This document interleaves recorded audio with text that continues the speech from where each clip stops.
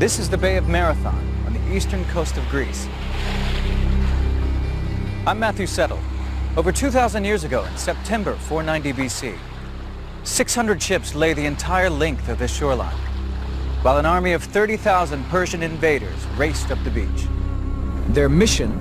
To capture Athens and conquer Greece for the empire of Darius, the king of Persia. But 11,000 Greek infantrymen stood in their way here at Marathon. Now, with new video game technology, you are about to see this great battle as never before. The vast numbers of soldiers, the troop formations, how they fought, and how the battle was won. Get the view the generals wish they'd had, now, in decisive battles.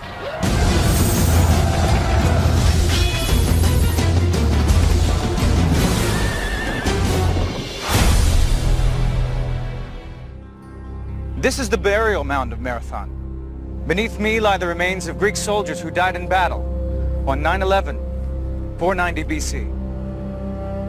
At that time, Greece was not a unified nation.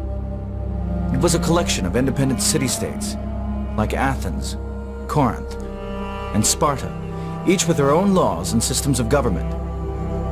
The most influential city was Athens. 20 years earlier, the Athenians had gotten rid of their king, Hippias, who was a cruel and brutal ruler. Athens became a democracy and began to flex its muscle against Persia, the greatest power in the Mediterranean at the time. Athens even supported a revolt of some of the Greek islands, who were trying to break free from Persian rule. The Persians saw themselves having a sort of God-given right to rule the world, and they expanded in every direction. They probably expected most countries and nations that they encountered to simply surrender. Their procedure of declaring war was in fact to demand a surrender, and if that wasn't then given, they would fight.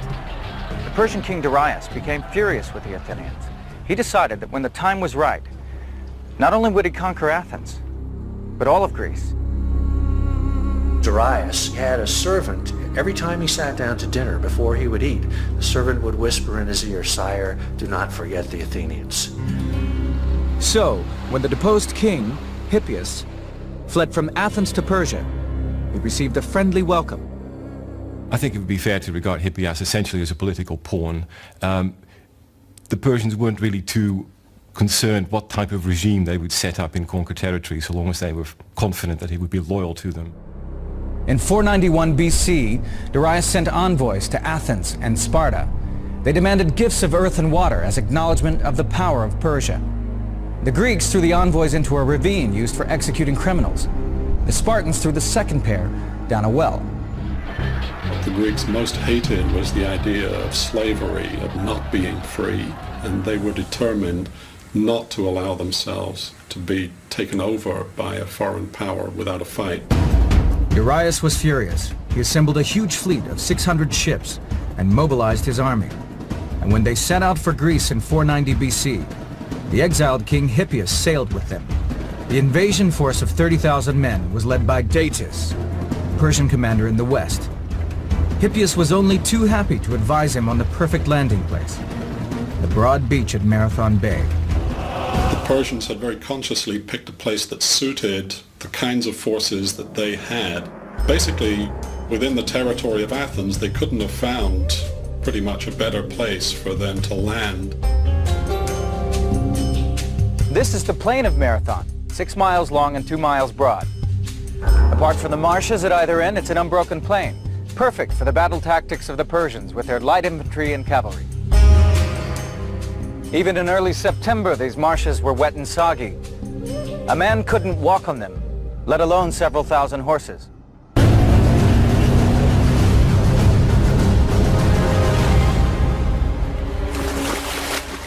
Hippias did not have a happy homecoming.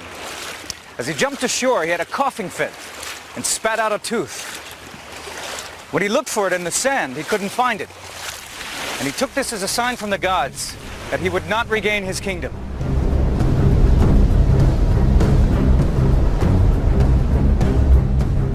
While Datis unloaded his ships and assembled his men, the Greek army was gathering in the mountains overlooking Marathon. This Athenian army was made up of many local tribes loyal to Athens, 1,000 men each from 11 tribes. each commanded by its own general. But in overall command was the Greek general Miltiades. Missing from these 11,000 men were the fiercest and most feared Greek fighting force, the Spartans. Miltiades sent a runner, Phidippides, to Sparta to ask for help. Greeks generally used runners as messengers, sometimes horsemen, but very often runners, partly perhaps due to the rough terrain that they often had to negotiate. Phidippides was a day runner, someone who could run all day delivering messages. According to the historian Herodotus, he ran the 150 miles between Athens and Sparta in 2 days, but his epic run was all in vain. The Spartans were celebrating a religious festival, and they refused to march until after the full moon. The Spartans were notoriously pious, notoriously slow, notoriously tardy, and arrogant in a way. And I think they felt, oh, we'll just get over there when we get there. Athens would stand alone. Miltiades faced impossible odds. We know very little about this Greek commander. He was from a leading family in Athens and must have had considerable military experience to win command of the army. But we may have one link that stretches back 2,500 years. This helmet is an exact replica of the one recovered by archaeologists. It's from exactly the right period and had the inscription, "Miltiades dedicates this helmet to Zeus." It was very probably Miltiades' own helmet and was exactly the kind worn by the Greeks at Marathon. The Greek army fought as infantrymen, or hoplites. They were called this after the shield they carried, the hoplon. The hoplite fought in a phalanx formation, an almost unbreakable wall of men and shields, pushing forward incessantly. The shield of the hoplite was a big shield, about 1 meter wide, but it covered only half the body, and therefore the protection comes from the overlapping of each shield with the man next to him.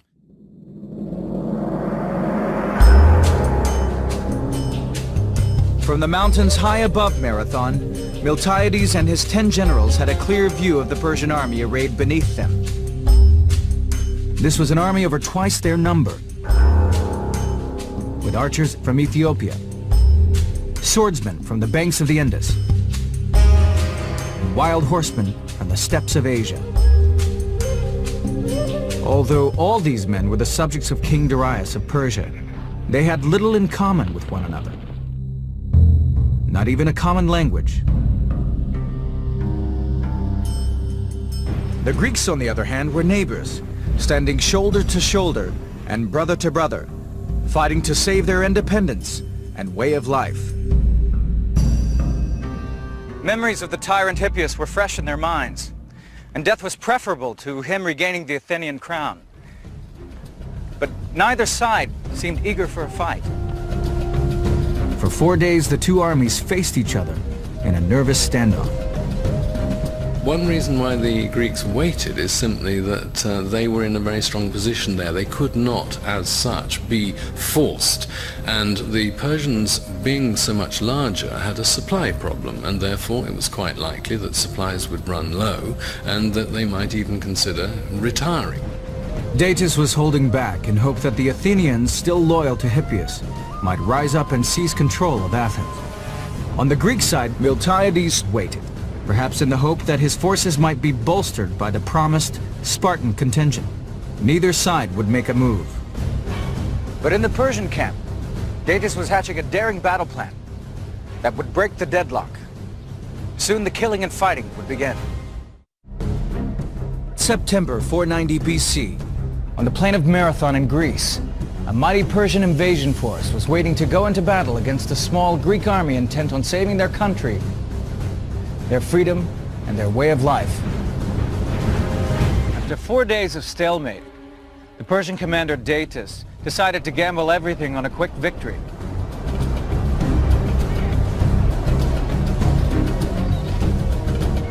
Under cover of darkness, he loaded all of his cavalry and some of his infantry back onto his ships. While the Athenian army was at Marathon, he would sail round the coast, land his troops, and attack the unprotected city of Athens. His faithful commander, Artaphernes, would stay at Marathon with a holding force of around 12,000 men. If Datis thought he could load thousands of horses and men onto his ships and sail quietly away into the night, he was very much mistaken. Miltiades' scouts uncovered the ruse. The Greeks consequently realized here is a danger and an opportunity. The danger is if we don't act now, the city will be captured behind our backs. The opportunity is we can march down into the plain now and take them on because they won't have time to unship their cavalry again. Miltiades had to move quickly. It would take Datis more than 10 hours to sail to Athens and several more hours to unload his army. Miltiades had to win a quick victory at Marathon and then march at full speed back to Athens to confront Datis. What they did was seize what the Greeks called kairos. They had a word meaning opportunity, the opportune moment. And I think the genius of Miltiades is indeed largely responsible for their choosing the right moment. Miltiades marshaled his 11,000 hoplites and readied them for battle. Greeks would normally have formed a rectangular phalanx, but he was worried by the length of the enemy battle line. The Persians could sweep around both sides and envelop the Greek army. We know this kind of detail because of two Greek historians. Herodotus, who wrote in the years after the battle and may even have met some survivors, and Plutarch, who wrote 400 years later but used material from earlier histories. Miltiades took a huge risk and tore up the battle manual. He abandoned the traditional phalanx formation and deployed his troops along the widest possible front, so that the center of the line was much thinner than usual, 4 men deep as opposed to the customary 8. But on each wing, he retained the 8 ranks of the conventional phalanx, wanted to protect his flanks. The Greek heavily armored infantry, they had a 3-foot shield that would cover them from brow to knee, greaves down here on the shin guards, and then a helmet with just eye slits, so that when they put that helmet at the rim of the shield, they really were pretty much invulnerable. As the Greek army rolled forward, Miltiades was already thinking of the next problem. The massed ranks of Persian archers, deadly at up to 300 yards. The Greeks would have to cover that final distance at speed, or risk being slaughtered. They marched forward at a sedate pace, the usual sedate pace of a hoplite army advancing, until they came within bowshot, which is maybe 100 yards or so.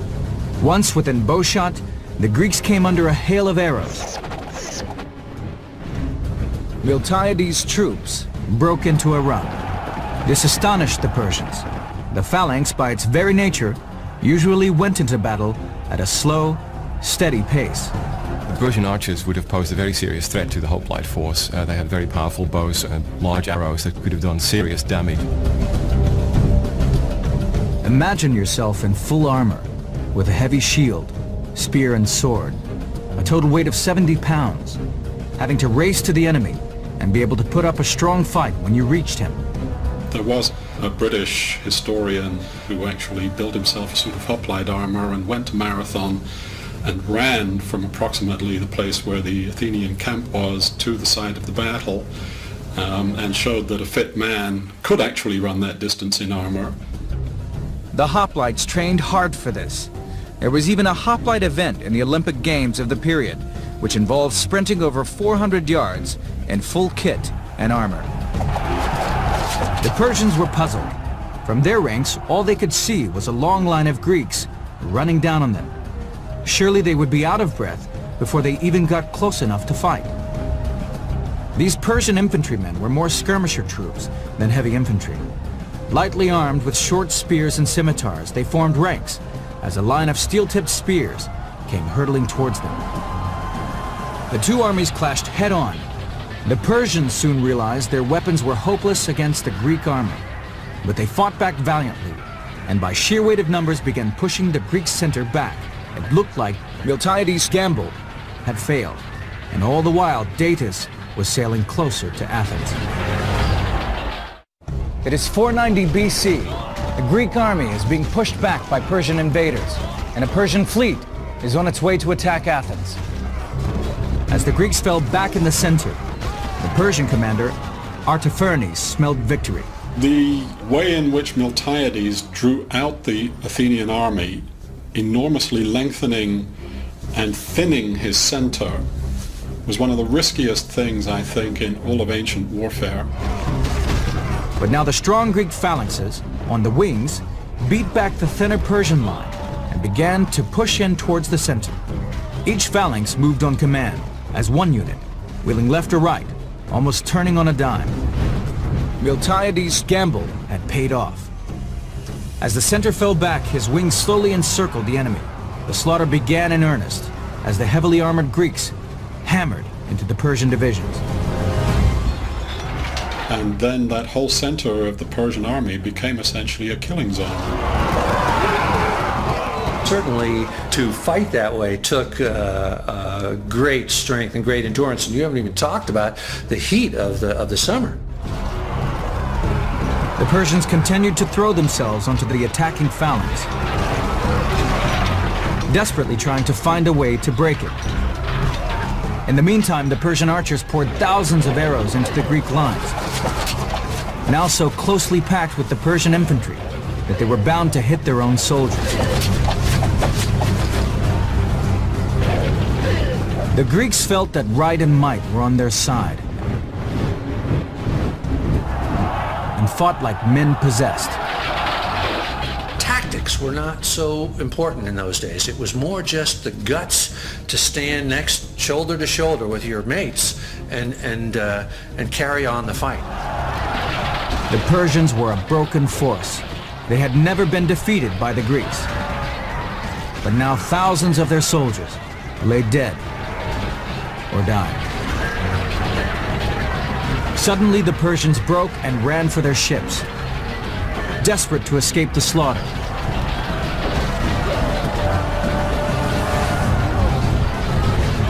The Greeks raced to cut off their retreat and chase them to the water's edge.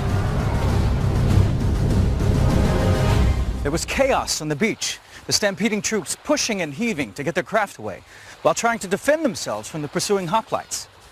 The surviving Persians sailed away, while the Greeks collapsed, exhausted in the sand.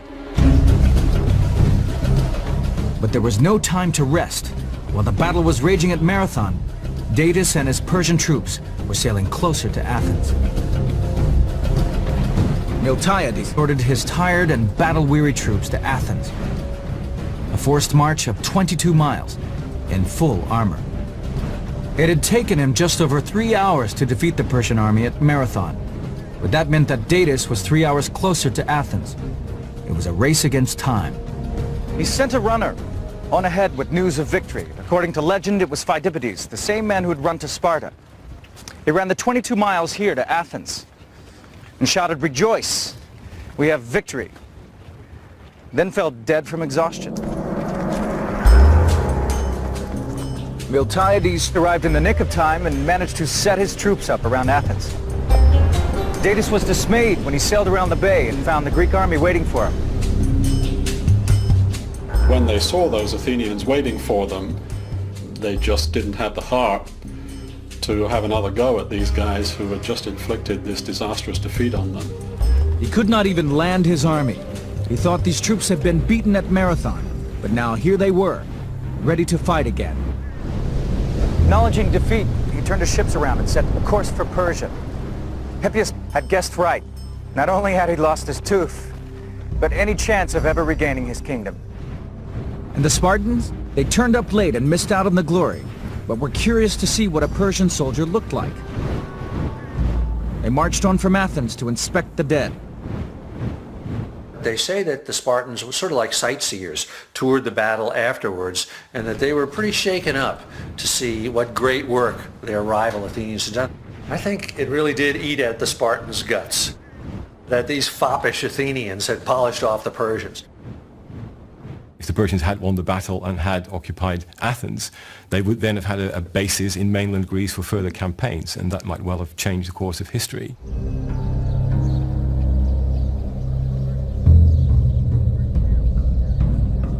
Marathon was a true battle, a real battle that was decisive and that threw back an invading enemy.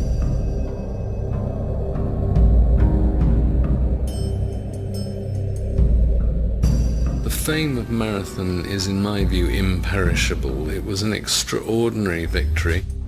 But for Marathon, you wouldn't then have had the ensuing civilization of the Greeks. The Persians had lost 6,500 men. The Greeks, 192. This was a great victory for Greece, but an even greater victory for Athens. In the space of 20 years, its citizens had got rid of their king and pushed back the Persian Empire. In the process, they had created a new form of government. They called it democratia.